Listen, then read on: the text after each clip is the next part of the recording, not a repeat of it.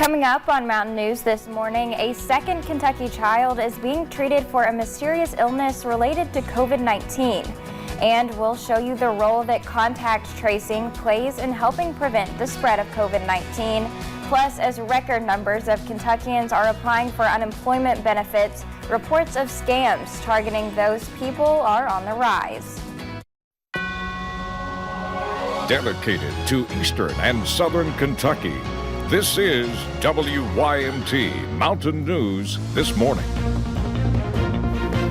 Good morning, I'm Katie Cook. It is Wednesday, May the 13th, and the time is about 5:01. Let's check in with Brandon Robinson for a look at your forecast this morning. Brandon, I was honestly expecting to see a little bit of rain falling when I was heading into work this morning, but it was pretty dry out there.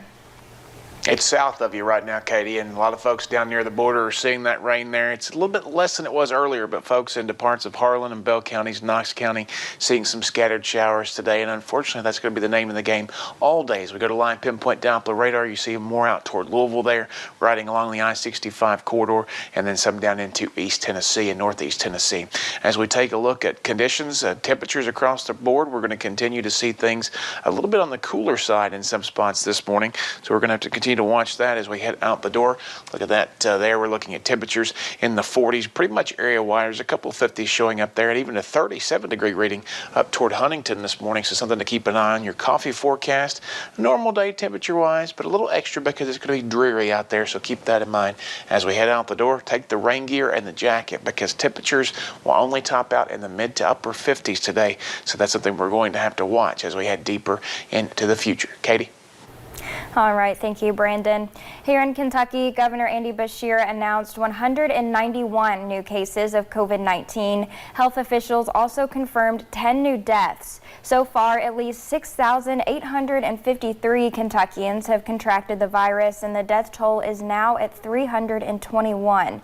2,546 of those people have recovered. And a second Kentucky child is being treated for a mysterious illness related to COVID-19. The governor says the 16-year-old is in the hospital as a precaution. On Monday, we learned a 10-year-old boy was on a ventilator, and the governor says that child is showing signs of improvement. Doctors are still trying to learn about what's being called pediatric multisystem inflammatory syndrome. Dr. Stephen Stack addressed the concern yesterday. A lot of these children are not presenting with respiratory infection symptoms. Some of them may have abdominal pain, or some of them may have more generalized symptoms, but not necessarily the respiratory symptoms that we're seeing in the adults. Quite a few of them apparently are testing negative for the nose test, but they test positive for antibodies, which is one of the oddities about this disease. It appears to cause an inflammation process after you've recovered from the initial infection. Doctors say parents should look for symptoms like a prolonged high fever, abdominal pain, nausea, vomiting, diarrhea, or changes in skin color. Experts say the illness can resemble Kawasaki syndrome. Well, are you in Corbin and wanting to get tested for the coronavirus? It is the second day of testing at the Corbin Arena, and this testing is through Kroger with their partnership with the state. Testing is by appointment only from 8:30 a.m. until 5:30 p.m. They will be doing testing until tomorrow evening, and they have the capacity to test 400 people each day. Hundreds of spots are still available. WYMT's Emily Bennett was at the testing site earlier, and we'll have more on this in our 6 o'clock hour right here on Mountain News This Morning. Health Department staff are on the front lines of not just helping people who test positive for COVID-19, but finding those who they came in contact with. And that's called tracing, and it's expected to ramp up even more now that more testing is taking place. Each person who had close contact for at least 10 minutes will need to quarantine for 14 days.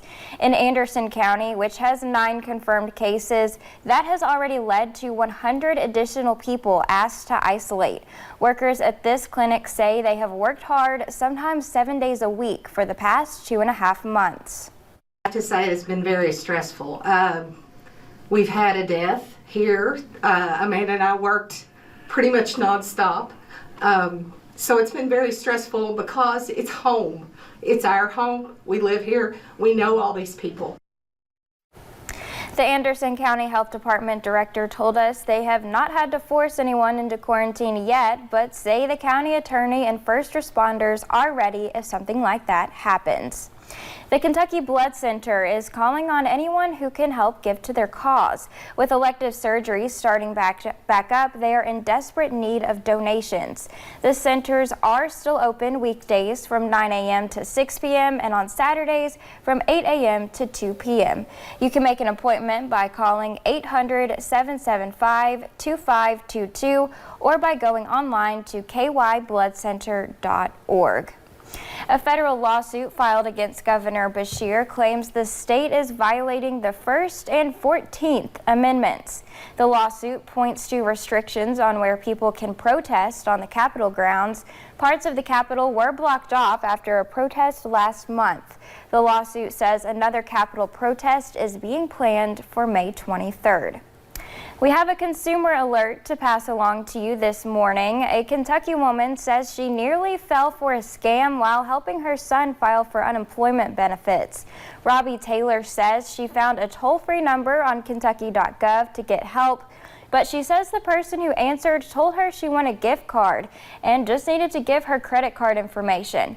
The Better Business Bureau says the same number has appeared on 11 other websites, including USA.gov and the EPA's website. Well, thank you for getting your day started with us here on Mountain News this morning. Coming up, we talked with hiring experts to hear their advice for graduating seniors as they face unemployment numbers not seen since the Great Depression. One more day, say it with me, just one more day and we get out of this dreary, messy conditions. We'll talk about the full forecast in about 3 minutes.